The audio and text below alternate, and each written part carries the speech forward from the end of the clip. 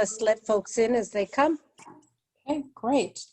Well, good afternoon, everyone. Welcome and thank you for taking time from your busy schedules to join us to learn how to get involved with redistricting. I'm going to ask everyone that's on the call to please mute themselves so that we can minimize background noise as we're speaking. And because our goal is to accomplish a lot in 1 hour, I'm going to ask you to type your questions into the chat, and that we'll answer your questions at the end of the presentation. My name is Cathy Caples. I'm a volunteer with the League of Women Voters, Fresno's Redistricting Committee. I'm retired from community-based organization leadership in Fresno County and happy to be returning to my longtime community activist role. For 100 years, the League of Women Voters has provided people with unbiased information about elections, the voting process, and issues affecting our nation, state, and local communities. Making democracy work through effective redistricting is a 2021 priority for our Fresno League. And I'm happy to be presenting today with our expert, Jonathan Mehta Stein, who's the Executive Director of Common Cause of California. Jonathan's also an attorney who practices voting rights law. Jonathan? Good afternoon, everyone. It is really a pleasure to be with all of you and to talk about redistricting for the next hour. Thank you so much for being here. Local redistricting is a critically important process determining the shape of our democracy for the next decade, but I think it's deeply underappreciated and undervalued by so many of us in the space. And so it's great that we're carving out this time just to talk about local redistricting and how people can plug in. My task here today is to talk about why local redistricting is important, and also to talk about local redistricting law, the law that will actually govern redistricting processes at the city and county level. And then I'll hand it back over to Cathy, who can talk about community engagement and mobilizing our folks to lift up their voices in the process. First and foremost, who am I? As Cathy mentioned, I'm the Executive Director at California Common Cause. It's a pleasure to be with all of you. Some of you probably know Common Cause. We are a democracy reform organization that works to build better, healthier, more inclusive, more equitable democracies at the state and local level across California. I like to refer to us as everyone's in-house democracy nerds. If you ever have questions about voting rights, redistricting, money in politics, those sorts of issues, you can come to California Common Cause and we'll do our best to support you. Okay, we have a lot to cover today, so I'm gonna jump right in. First, why do we redraw district maps? Why does redistricting happen? Fundamentally, we are a nation that believes that everyone should have equal access to representation. At least that's our ideal. But as communities change over the course of a decade, people move, people are displaced or priced out of certain areas, babies are born, folks die, population shifts, and it leads to districts becoming unequal in population. The fundamental idea behind redistricting is to redraw the districts so that we can reclaim that equality of population. The idea being that everyone is owed equal amounts of representation at their city council, in the state legislature, or in Congress. But how you draw district lines makes a huge difference, right? So local redistricting determines which communities are empowered and which are disempowered. If a community is kept whole within a district, it can control or influence the outcome of the election in that district. It can elect representation that understands the community and is reactive to community needs and will fight for the community, or maybe even comes from the community. But if a community is cut up and diluted into several different districts, it can't influence the outcome of an election, and it can be ignored in local politics, right? That has a wide range of consequences on issues that you work on and you care about, because health equity, environmental justice, policing and law enforcement, housing affordability, the quality of local schools, these are all issues that are determined not by Congress, not by the president, but by local decision makers in city council, school boards, and county boards of supervisors. Local redistricting also helps determine the next generation of political leaders, right? So local redistricting helps determine who can get elected at city council or county board of supervisors, which means it determines our next generation of congressional leaders, U.S. senators, governors, and people like that. There's also a connection to census and to funding, right? So many of you spent hours and hours and hours working on Census 2020 to make sure that you got a good count in the Central Valley. That count determines whether the Central Valley, and specifically whether your county or your community, gets its fair share of federal resources, but it is local decision makers that actually determine how that money is spent. Local redistricting determines which communities are invested in and which are chronically not invested in. So one more concrete example or visual illustration of how this works: redistricting can affect whether a community is disenfranchised or silenced. Here in this hypothetical city, you have a community of folks. You've got 4 by 4, so this is a community of 16 people. You have 4 folks who are in orange. They are a minority of some kind. They could be a racial or ethnic minority, but it doesn't really matter. They could be a gender minority, or they could be a language minority, or they could be a minority of folks who have a particular set of political views. It doesn't really matter for the purposes of this illustration. If you draw the district lines this way, the community is split up so they are no more than 25% of each district, meaning that they're not going to have a meaningful opportunity to influence the outcome in any particular district, and they are likely to have 0 of the 4 seats on city council. By contrast, drawing the lines in a slightly different way can result in an empowerment of a community and opportunities for representation. So you take the exact same community of folks, you draw the district lines this way, and now all of a sudden the minority community is 75% of one district and is likely to be able to achieve representation to city council.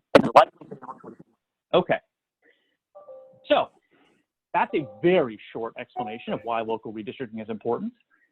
I'm going to talk next about the rules of redistricting. We have an opportunity in California to ensure better redistricting at the city and county level than any past redistricting in the state's history, because of a law that Common Cause and other advocacy organizations like MALDEF, NALEO, Asian Americans Advancing Justice, and others fought for and passed in the state legislature, called the Fair Maps Act.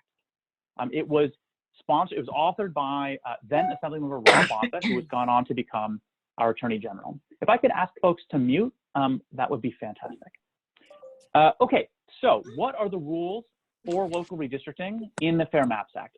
First and foremost, it codifies 2 central requirements of redistricting that are in federal law, okay? The constitutional requirement of substantial equality of population, and it requires compliance with the Federal Voting Rights Act of 1965. I'm going to go into greater detail on both in just a moment. Then, and this is the important part, the Fair Maps Act adds on a set of ranked criteria that cities and counties must follow when drawing district lines that ensures that community interests are put at the top of the list or close to the top of the list. And things like protecting incumbents cannot be put ahead of protecting our communities, all right? And I'm going to talk more about each of these in just a moment. So let's start first with the federal requirement of substantial equality of population. All districts in a local jurisdiction must have a substantially equal number of residents. Now, why am I not saying that they must have exactly the same number of residents?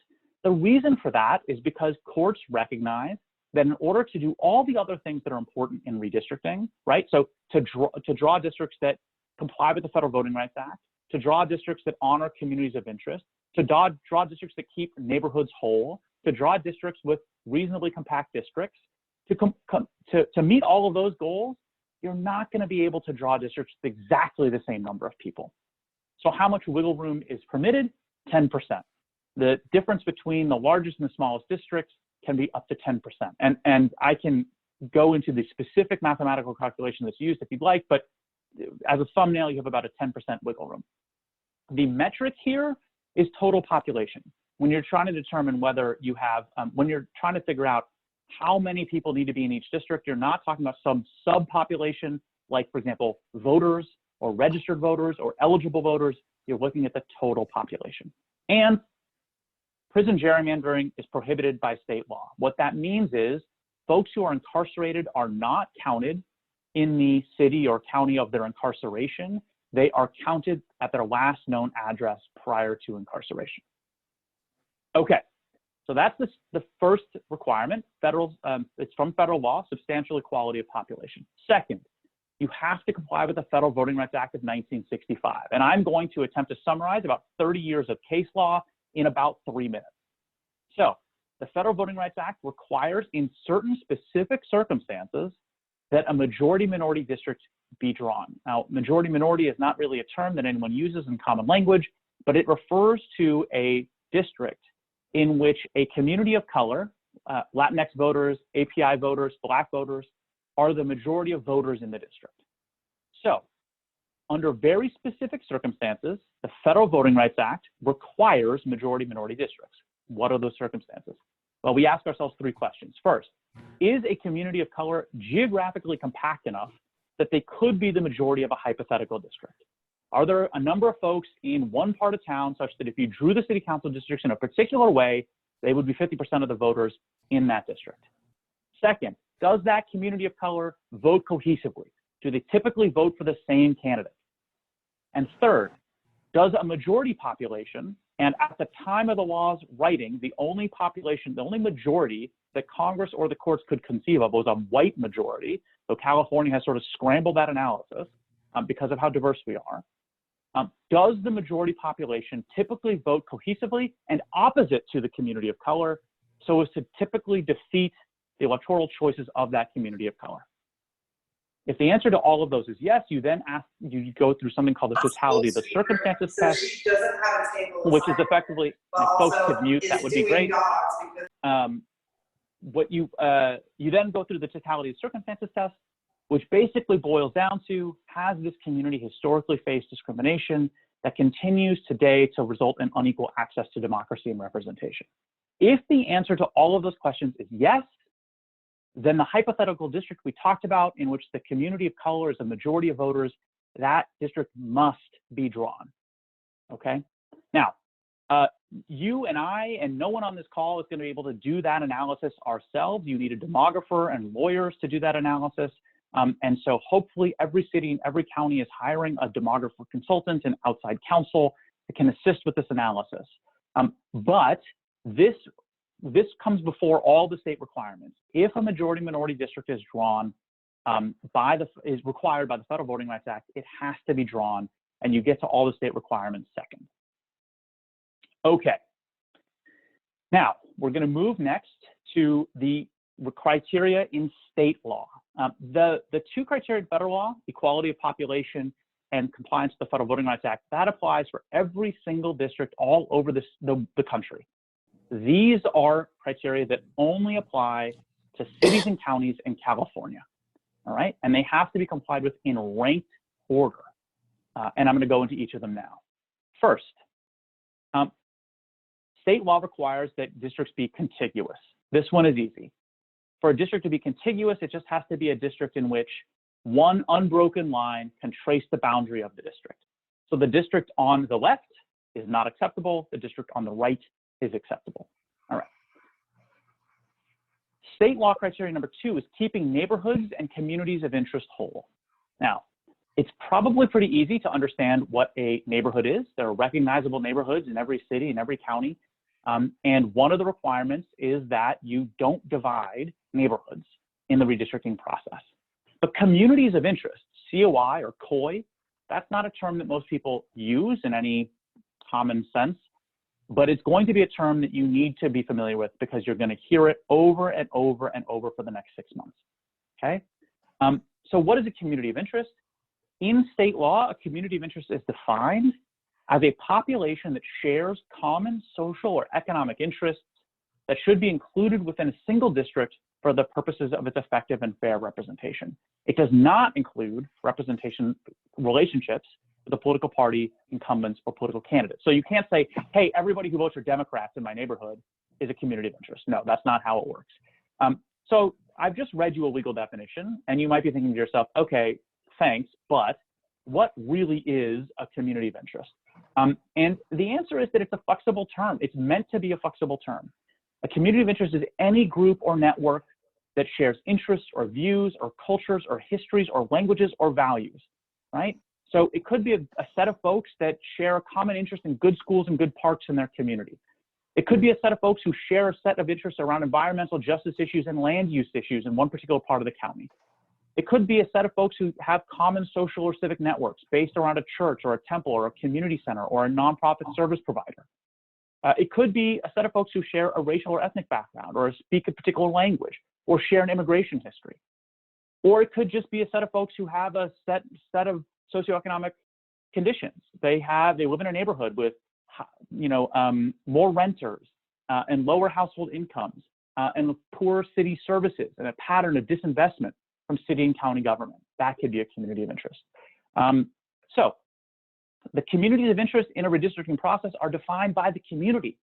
They step forward and they tell the city council or the county board of supervisors what their communities of interest are, and the state law requires that they be honored, that the district maps actually honor communities of interest on the ground. To help folks think through what a community of interest is, or how to give community of interest testimony, we've created a template that's on our website. We have a hub of redistricting resources and trainings and guides at commoncause.org/local redistricting 2021. And one of the tools you'll see there, most of which are in English, some of which are in Spanish.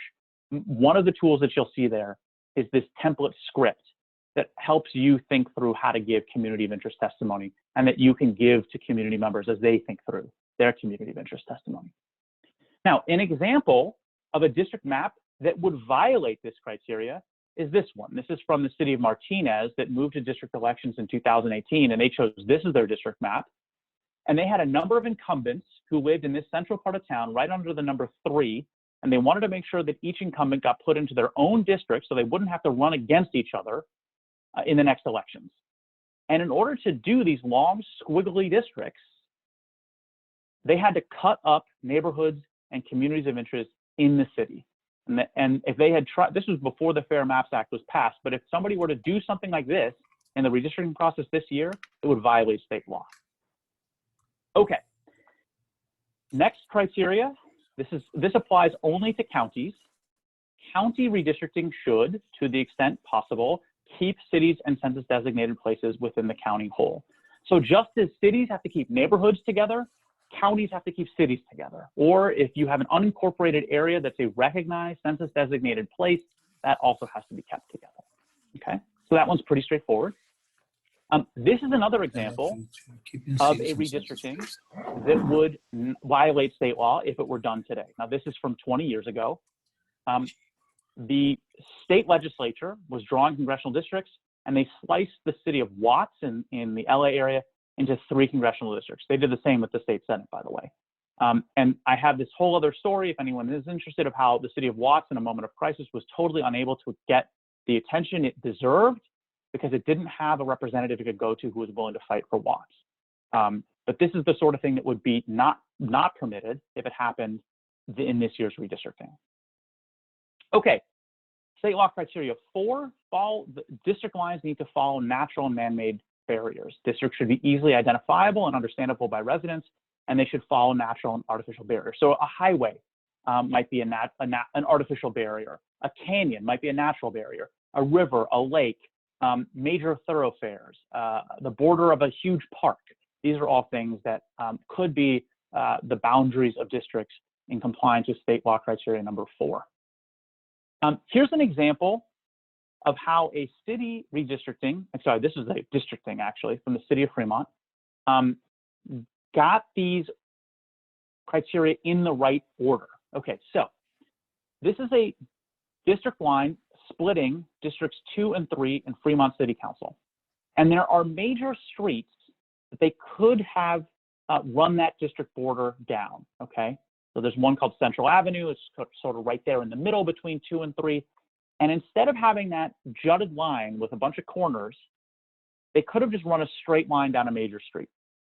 But the reason they didn't was because District 2 is home to the Afghan cultural and commercial hub that is a huge part of the city of Fremont. And by drawing a jagged line between Districts 2 and 3, they could include apartment complexes that had a density of Afghan residents in the same district as the Afghan cultural and commercial hub. So they kept the community of interest together, and they deprioritized drawing simple straight lines using major thoroughfares, okay? So that's an example of how a districting process got the order of criteria right, if they were to be doing it again this year, okay? So I hope that makes sense. All right, last State criteria number 5, compactness. To the extent practicable and where it does not conflict with the preceding criteria of this subdivision, this is statutory language, council districts shall be drawn to encourage geographical compactness. Now, what is geographical compactness? There is no, I mean, there's 1,000 different mathematical tests to test compactness. Most courts just use a simple eyeball test. Does something look relatively compact, or does it look long and stringy and suspicious for that reason? But what I want to emphasize for you most of all is that compactness is the last of the 5 criteria. It's at the bottom of the list. Why? I would ask you, have you ever been part of, or have you ever seen a community that organized its homes like this? No, of course not. Communities don't live in simple geometric shapes. They don't live in rectangles or squares. And if you're going to draw districts that honor communities on the ground, you're not going to get districts that are simple rectangles and simple squares. In order to comply with the Federal Voting Rights Act and to honor communities of interest, you are going to get some districts that are oddly shaped, have squiggly lines or weird corners, and that's okay. It can be a sign of gerrymandering. It can be a sign that shenanigans are at play, but oftentimes it just means that we're drawing district lines that actually honor communities where they are. All right. So how does the redistricting process actually work? When does it start? The state process, I know we're talking about local redistricting here today, but the state process is already underway. They held their very first public input hearing. Sorry, let me start over. I said they, I want to be really clear. The state has a statewide, independent, citizen-run redistricting commission composed of 14 members. They've been meeting for probably almost a year now to plan out the work of statewide redistricting, making their outreach plans, hiring staff, hiring counsel, hiring demographers, developing their language access plans, and so on and so forth. And we've been monitoring every single meeting and watchdogging the process. They have split the state into all of these zones, and they're doing statewide public input hearings. Their first was on June 10th, and anyone could call in from anywhere in California. And FYI, we actually clipped a couple good examples of community of interest testimony given at that June 10th hearing, and it's on our hub of redistricting resources that I shared earlier, and I will share again in a moment. But they are also doing hearings that are specific to individual zones. And the Zone S hearings, which include Fresno, Kern, Kings, Madera, Merced, San Joaquin, Stanislaus, and Tulare, the first of those is July 12th. And so you're going to want to get organized and mobilized for that June 12th hearing. Cathy's going to talk more about how we organize and how we mobilize in a moment. And then there's 2 more in August, August 4th and August 29th. And if you want to learn more about the State Redistricting Commission's plans, you can go to wedrawthelinesca.org and outreach if you want specifically their outreach plans, or you can just go to their homepage. There's a ton of information on their site. Okay, at the local level, unfortunately, the process is super decentralized. Every county, every city, every school district runs their own redistricting process. The Fresno County Board of Supervisors will use an advisory commission. They've just recently named the commissioners that will sit on that advisory commission. They have a website now, and they're building out their process, okay? So that process is moving along. There are a number of cities in the county that also use district elections, and we're going through a redistricting process. They are further behind and have less robust plans. The city of Fresno, for example, has a website, but there's almost nothing on it at the current time. And then you've got school districts. All of these school districts in the county are going to have to go through redistricting. The school districts have almost no rules, for the record, about the redistricting process. You'll remember when I walked through that set of criteria in state law, I said specifically that they apply to cities and counties in California. School districts basically have no requirements. They can kind of do whatever they want. They have to comply with the federal requirements, substantial equality of population and compliance with the Federal Voting Rights Act. But beyond that, they really have carte blanche to do whatever they want. Okay, and then lastly, your water districts, your community college districts, any governmental body that uses district elections has to go through the redistricting process. All right, With that, I'm going to hand it over to Cathy to talk about engaging our communities and lifting up community voice, and then I'll come back at the end of my presentation, or the presentation. Thanks so much. Thanks, Jonathan. And I bet you all just want to take a deep breath and go, wow, that was a lot of information in a very short amount of time. And the good news is that these resources are readily available to us on the Common Cause website. And we are going to make this presentation available on the League of Women Voters Fresno website. So can you advance the slide, Jonathan?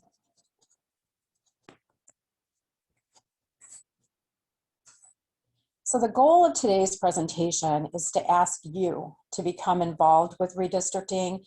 And we know how busy you are, and we know that one more task is the last thing that you want to do, but this is important to our community. And I want to give how I ended up being involved. In March, I attended a presentation on redistricting offered by the League of Women Voters, and Helen Hutchinson, a former state president who was active in the 2011 process, was our presenter. And she said that she wanted to make us aware in the Central Valley as to why some of our districts are very wonky looking, and maybe they don't meet some of the criteria that we look at.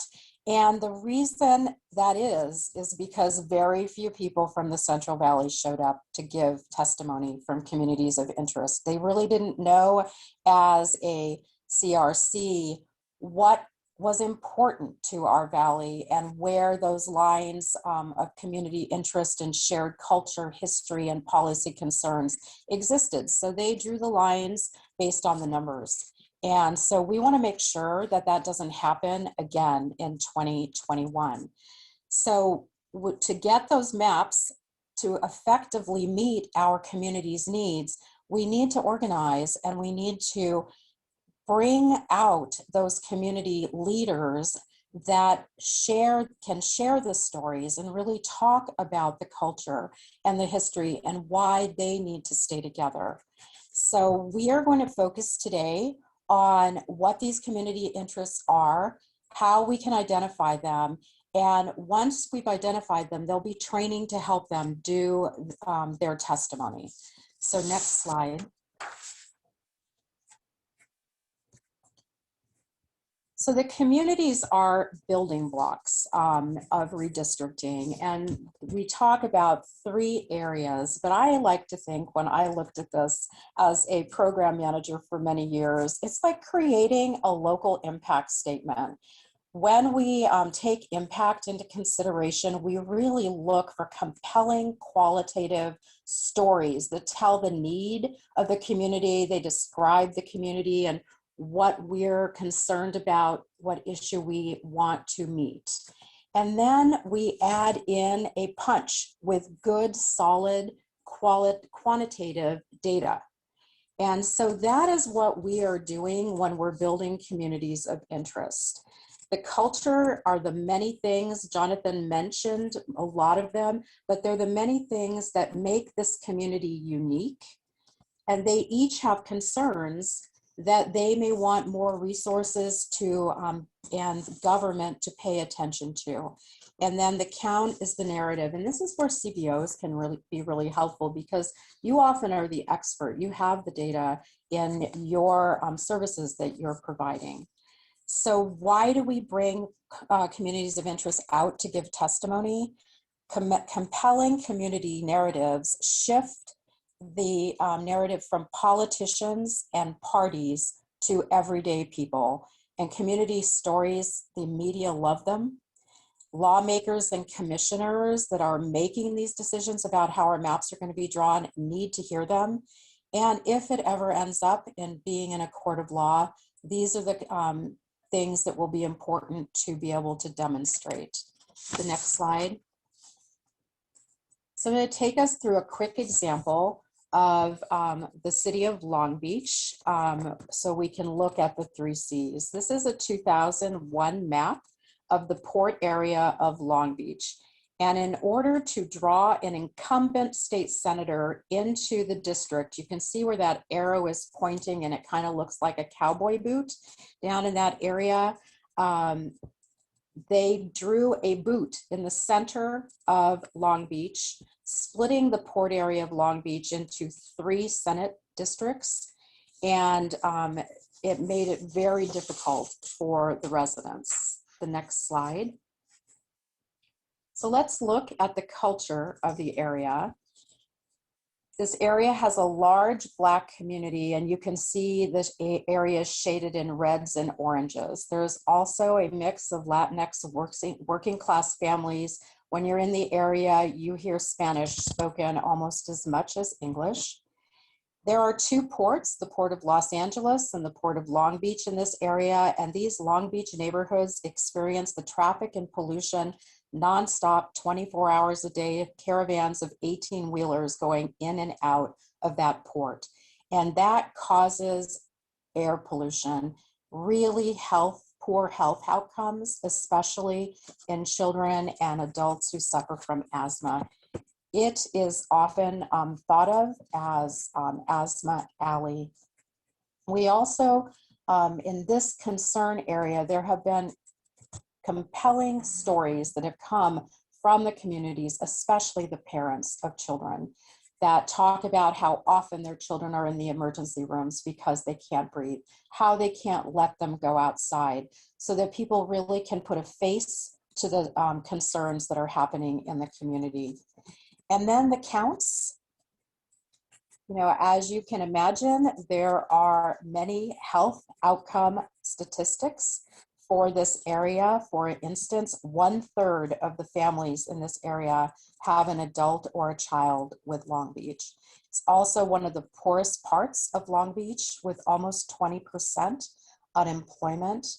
And we really need to make sure that those are pulled in to our community of interest stories.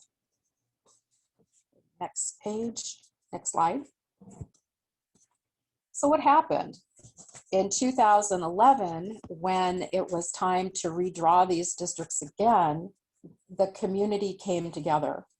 And as an outcome, they brought these 3 districts into one, and you're looking at the new district that covers the import area, and especially those neighborhoods that really are experiencing the health outcome issues along the highways that go through that area. And they now have a representative who's trying to address the issues. It can really make a difference. Next slide.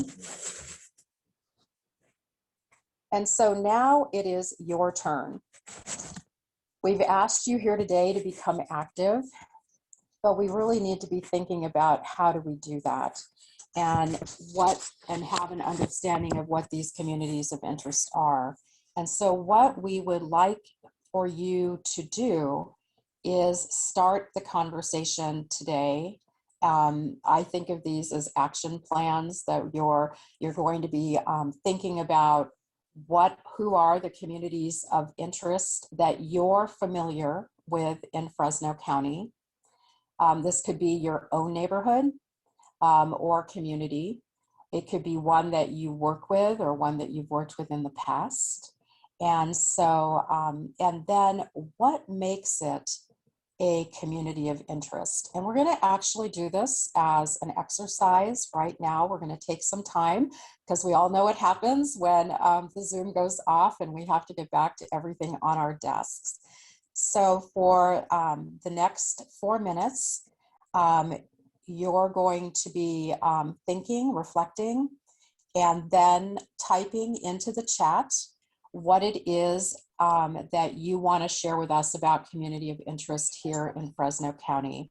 And in the final minute, we'll pull one from the chat to just reflect back to what we're seeing from you.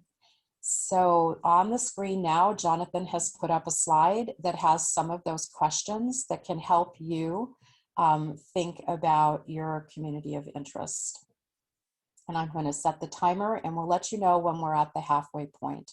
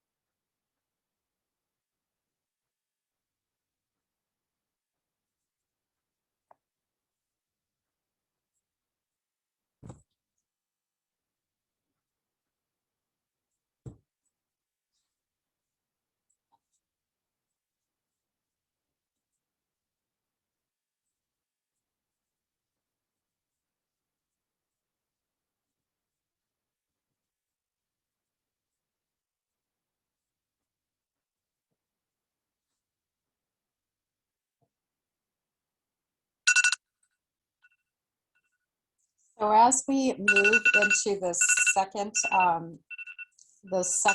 2 minutes, if I can get the timer to start and stop. As we move into the second 2 minutes, I want you to think, as I'm starting to see things coming up in the map, that up in the chat box, that we are looking for things that can be put on a map. And so you want to be able to, as you're starting to think, be more specific than just an ethnicity category. And so we're going to continue, and we're going to keep monitoring the chat box. We'll have 2 more minutes, and I'm really happy to see things start to come in. And then we will comment on one at the end of that 2 minutes. Thank you.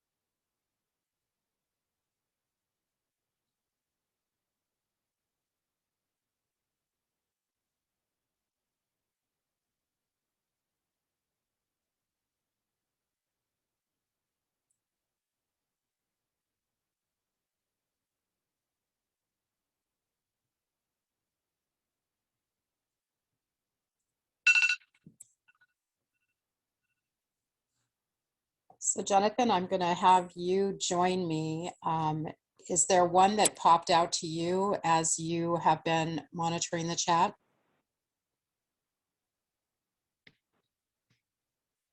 Sorry, I was on mute. So many of these are excellent. This group is fantastic. Like, people are really, really getting what they're trying, what they should be emphasizing. Just scrolling back up, Gary has one. He says, Fresno County Islands, unincorporated residential neighborhoods from Old Fig Garden north. Old Fig Garden was created in 1922 with racial covenants to exclude minorities, but it's more diverse now. Residents want to maintain our infrastructure as the wealthier, far northern neighborhoods suck new capital investment. This works in a couple ways that I want to highlight. Specificity is number one. It speaks to really concrete building blocks that a line drawer could use when composing a district. History is another, right? It explains the history behind current residential patterns or socioeconomic patterns. I think that's a really powerful story. But I don't want to highlight just one because there's so many here that are really, really good. You know, I'll just take, Cathy, if you don't mind, let me just focus on one more.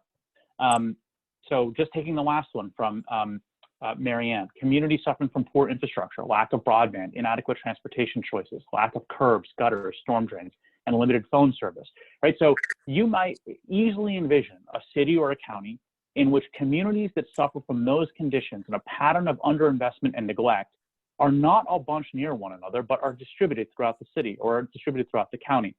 And if they are grouped with wealthier neighborhoods next to them, they will be swamped out in our politics. The candidates are always going to come from the wealthier areas and better resourced areas. The voters are going to come from the wealthier areas and more better resourced areas. And those areas are going to attract all the attention and decision-making power. But if you can connect lots of neighborhoods that have these conditions, now all of a sudden they may be able to elect representation that comes from the community and fights for the community. And that may mean you have districts. Remember I talked about compactness earlier? You may have districts that are less compact, but better at representing communities of interest and keeping communities together. So I just wanted to draw a couple of those comments out. I'm incredibly impressed by the chat. Kathy, I'll hand it back to you. Sure, and so we're going to move to the next slide, because these have started coming together in your minds as to they are communities of interest. But we have to move to that next step as to who would come and speak on behalf of these communities. And so we have put up on the slide a power analysis, which sometimes can be a helpful tool where you start thinking about who lives in this area that would want to speak on behalf of this community to bring that testimony forward to our city council member committees or to the advisory commission that the Board of Supervisors has created. And so I want you to take a few minutes. I'm sure in addition to the chat, you made a few notes. Who would you call upon? Would you be that person to speak on behalf? And I think if you're representing a community-based organization, you know, you would want to make sure not only you serve that area, but maybe you're not from that area, and making sure you make that connection from the support you provide that area to the people who actually live in it. Because I think the people who live in the community that can speak to their own needs, that is going to be more powerful testimony than if you are making it on their behalf. So on the screen, we have a couple of bullets about the trusted leaders. If you're building the actual coalition, you want to be thinking about who's going to oppose it and be able to bring that data that's going to show that this is proof, right? This is proof. And so then the messengers. And so you as an organization might be one of those experts. We can go to the next slide.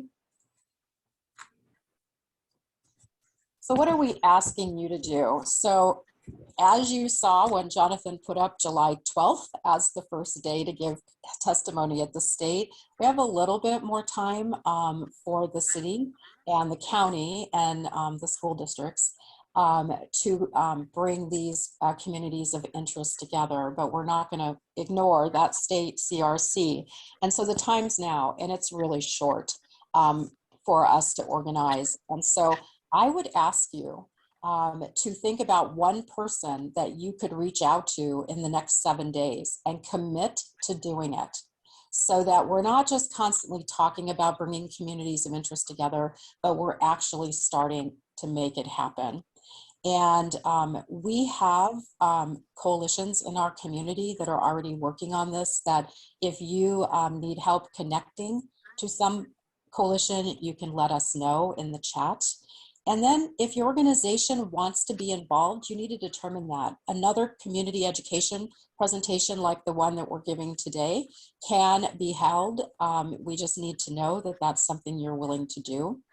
And you know, you can put in the chat box what it is that you're willing to do, and we will get back to you. So we can move to the next slide. Jonathan, I want to make sure we have enough time for questions. And so we saw on a previous slide, Jonathan talk about our Fresno County Board of Supervisors, and their website is currently embedded in the county website. And I just want to tell you that that is the power of community input, because when our Board of Supervisors started to think about redistricting, they thought they would do exactly what they did in 2011. They would have one member support them in this process from each supervisor district appointed by the supervisor. And community members like the league went and said, we don't think that's good enough. We would like to see an independent commission with an application process. We didn't get everything we asked for, but we did get the size doubled +1 now, and there was an application process. Our city council is being led by 3 city council members from District 3, 4, and 7, and they are working with a demographer, and they also have a website that's embedded in the Fresno City website. And then we have all of the other voting by districts. The League of Women Voters has been contacting each of these jurisdictions, and we've been asking what their process is going to be. And on our website, we are keeping those up to date so that you will have be able to link from the League website to the website of those different jurisdictions. So in your notes, please don't forget to say who you're going to reach out to in the next week so that we can get this process moving. Jonathan, you're up next. Thanks, Cathy. So just want to wrap up here before we go to questions and let you know where you can get more information. We've built a hub of resources that can help you with a lot of different topics. If you want detailed information about redistricting law, we have that. If you want information on what the process has to look like, how many hearings are mandatory, what does language access have to look like, et cetera, we have that. If you want information about best practices for a city or county redistricting, we have that. If you want that template I mentioned earlier, we have that. If you want examples of community interest testimony, we have that. There are also simple online mapping tools that you can use if you want to supplement your community of interest testimony with a map of your community of interest. And we have video trainings on our website of how to use those video trainings of demonstrations on how to use those tools. We're also happy to provide that demonstration live to a community organization or a coalition if requested. All of that's available on our site, commoncause.org/local redistricting 2021. I'm going to type that into the chat as well. commoncause.org/local redistricting 2021. All right. And you can also email us at redistrictingca@commoncause.org, and we're happy to answer any individualized questions as well. You can see us as a resource going forward. Okay, and with that, we are happy to take questions. I can end the screen share so that people have an easier time seeing us and we can communicate better. Hi, everybody. So I only saw 2 questions in the chat as we were going through, and the first one was, is this being recorded and how will they access it? And that was answered in the chat that it will be on the League of Women Voters website, and yes, it has been recorded. And then there was a question around how do you count homelessness and what tools that you should use. And that was from Dottie Smith. And Dottie, we will make sure that you get the contact information for the continuum of care that does the homeless count for Fresno County each year. And if there are any other questions, you can raise your hand and mute yourself. And we will call upon you. This is Dottie. Thank you. You're welcome, Dottie.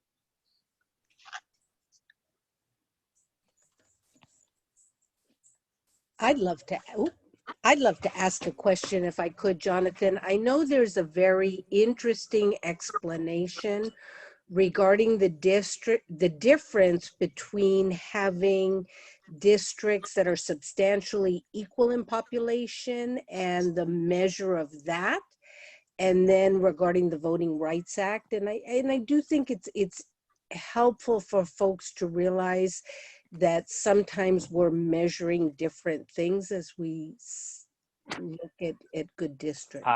Yes, good point. This is technical, but important.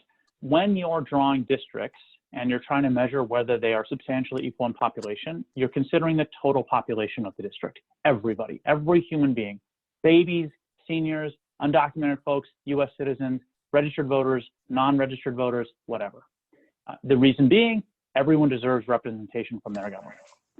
But for the Voting Rights Act, when you're measuring whether a group of folks could be the majority of a district for the purposes of a Voting Rights Act analysis, you're only counting what's called CVAP, citizen voting age population, US citizens 18 and older. And the reason why is you want to be able to, the point of the Voting Rights Act is to enable communities of color that have historically been disenfranchised and underrepresented to elect representation. And so if you're talking about whether they have the power to elect representation, it's a question of voters as opposed to total population. So when you're trying to determine if districts have equal population, you're looking at the total population. But when you're doing a Voting Rights Act analysis, you're looking at CVAP, citizen voting age population, which is a subsection of the total population. And if anyone's interested, I'm happy to take that offline and go more detailed. I know that's very technical. Jonathan, we have another question in the text chat box. Given our Gary, yes. Yeah, go ahead, please. Given our multicultural state today, the old definition majority minority district sounds outdated. What if there is, say, a 48% Latinx, 30% Asian, and 15% Anglo? Would that be treated as a majority minority district? So there's so many questions. Gary, you have no idea how many questions are baked into this question. Like literally decades of Supreme Court case law are embedded in this question. So I'll give you some very broad, quick answers. First, yes, California has made this whole sort of notion of majority minority outdated in the sense that we're a plurality minority state already, right? And a lot of us come from counties that are majority minority already. It is the case that you can establish a Voting Rights Act district by considering a majority that is not a white majority. So in the city of Compton, I believe, Latino voters brought a CVRA claim because they were being outvoted by Black voters, I believe, or didn't have representation on the city council. So there are some very limited instances in which communities of color have been sort of pitted against each other in these analyses because there is no white majority in the places where they live. But to your question, though, the question here is whether you can combine two communities of color to get over that majority threshold. What the Supreme Court has said is that what we call coalition districts, in which two different communities of color who vote similarly are combined together to be more than 50% of a district, are permitted but not required. But you can make a relatively strong case that sort of a Black community and a Latino community that have always voted similarly and have a shared political and economic interest should be combined together to be more than 50% of a district. It's a very persuasive argument to make, but the courts say that it's permitted but not mandatory.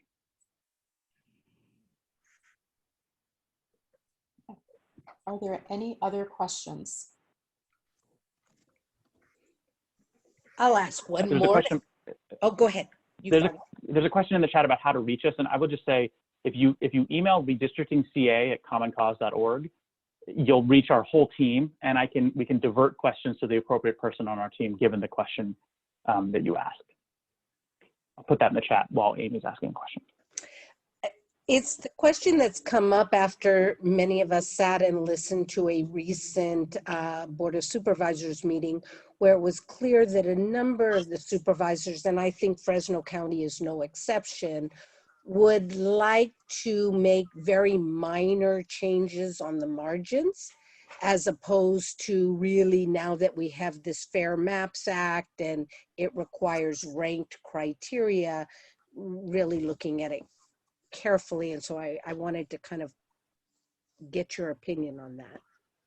Yeah, good question. We're hearing that in jurisdictions up and down California where city council members or board supervisors are saying, just, from the dais, saying, look, we all know we're going to start with the existing maps and we're not going to change them very much. And this process is going to be over quick.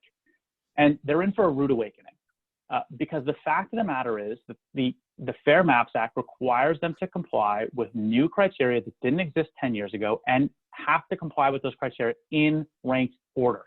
There is an infinitesimal chance that they just so happen to draw districts 10 years ago that comply with the new criteria in the Fair Maps Act and comply with them in ranked order. And for what it's worth, they won't even know if they're complying with those criteria until they take a great volume of community of interest testimony to see if whether the current districts honor communities where they live.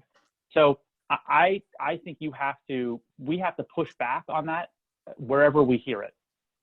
If you hear that from a county board of supervisors or a city council, you need to say, no way, that's not what the Fair Maps Act requires. It requires you to do an honest, searching, thorough redistricting process.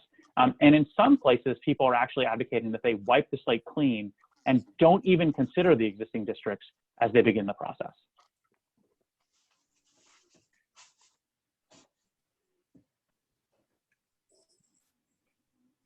Thank you very much for joining us today. Keep us posted on how you're making progress in identifying those communities of interest and how we can support you.